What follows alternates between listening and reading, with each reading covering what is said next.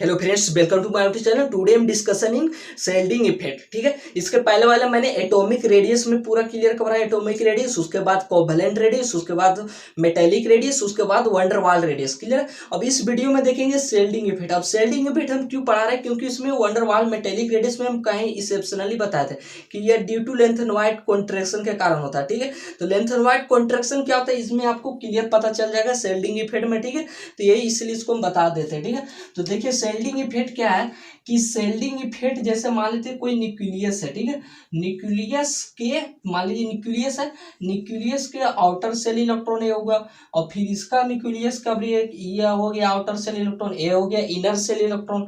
ठीक है, तो इस तरह से कुछ भी इलेक्ट्रॉन रहे, आई थिंक मे भी कुछ भी इलेक्ट्रॉन हो। ठीक है, तो इस तरह से इलेक्ट्रॉन है। अब इस तरह से इलेक्ट्रॉन है तो ये क्या है, मेरा न्यूक्लियस है। क्लियर है, न्यूक्लियस है। और ये मेरा क्या हो गया, इनर सेल इलेक्ट्रॉन हो गया, इनर सेल इलेक्ट्रॉन हो गया। इनर सेल ऑर्बिटल है, सॉरी ऑर्बिटल है ना।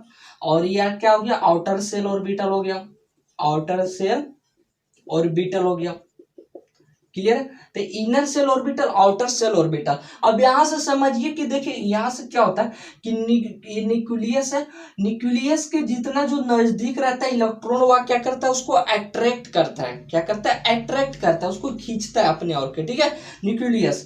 तो ये जितना इलेक्ट्रॉन है दूसरे को क्या करेगा, सब अट्रैक्ट करता है, जिसके कारण न्यूक्लियस के नजदीक वाला आउटर से इनर सेल वाले इलेक्ट्रॉन को सारे क्या करता है, अट्रैक्ट कर लेता है, जिसके कारण क्या होता है, शेल्ड बना लेता है, किस तरह से ढाल हो जाता है। नहीं कहते उसकी तरफ से ढल गया तो मानी उसके तरह हो गया, उस तरफ से उसके तरह जा रहा है। ठीक है, उसी तरह जा रहा है, यानी उसके तरह ढाल हो गया, मतलब शेल्डिंग कर रहा है, शेल्ड कर रहा है। और आउटर सेल और इनर सेल ये दोनों इलेक्ट्रॉन क्या करता है, एक दूसरे को रिपेल करता है। क्या करता है, रिपेल करता है। ये इलेक्ट्रॉन इसको कहता है तुम जाओ बाहर है तो बाहर ही रहो। ठीक है, ऐसे बोल देता है, यानी उसको रिपेल कर देता है, धक्का मारता है, बाहर कर देता है। ठीक है, तो इसको बाहर हो जाता है, आउटर सेल है, इस आउटर है इसलिए इसको रिपेल कर देता है। और इनर सेल न्यूक्लियस को क्या करता है, अट्रैक्ट करता है। क्लियर है, यानी न्यूक्लियस इनर सेल को क्या करता है, अट्रैक्ट करता है, बाहर को वाले इलेक्ट्रॉन को क्या करता है, रिपेल करता है। ठीक है, तो एक दूसरे में इनर और इसमें भी रिपेल होता है।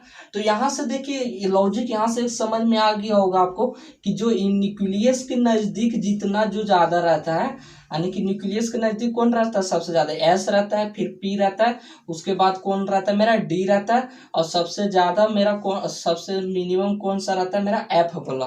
ठीक है, तो एस मेरा क्या हो जाएगा, यहाँ से सबसे एस सबसे ज्यादा, फिर पी डी एंड एफ। एक क्या हो गया, मेरा ऑर्डर किसका हो गया, शेल्डिंग इफेक्ट का। किसका हो गया, शेल्डिंग इफेक्ट का।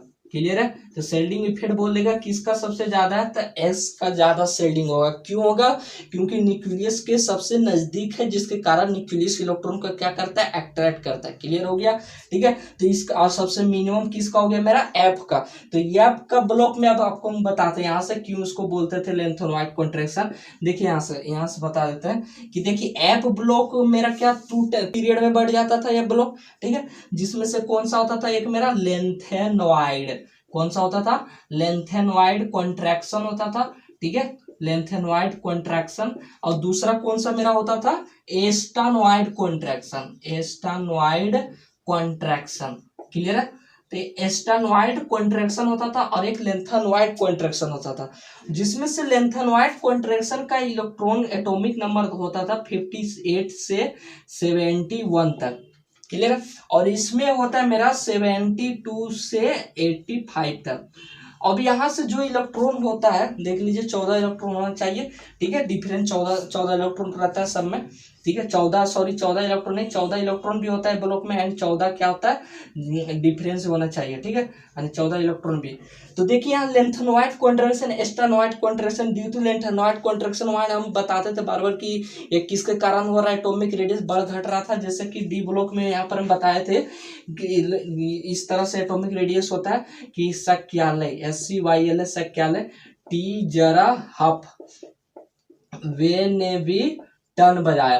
तो इसमें से हम बताए थे आपको कि एटॉमिक रेडियस क्या होता है, कि नीचे जाने पर तो बढ़ता है, यहाँ था क्लियर था, इसका तो पूरा क्लियर है कि तो डायरेक्टली एल क्या होता है, फिर वाई फिर एस सी का। ठीक है, लेकिन इसमें क्या होता है कि दोनों इक्वली होता है। ठीक है, तो इक्वल क्यों होता है कि इसका एटॉमिक रेडियस क्या हो जाता है, 72 2 होता है 73। इस तरह से इसका एटॉमिक रेडियस का और एटॉमिक नंबर क्या हो रहा है, बढ़ रहा है। यानी कि देखिए लेंथेनॉइड कॉन्ट्रैक्शन में एफ ब्लॉक आ गया, तो एफ ब्लॉक का या शेल्डिंग इफेक्ट क्या होता है, सबसे मिनिमम होता है।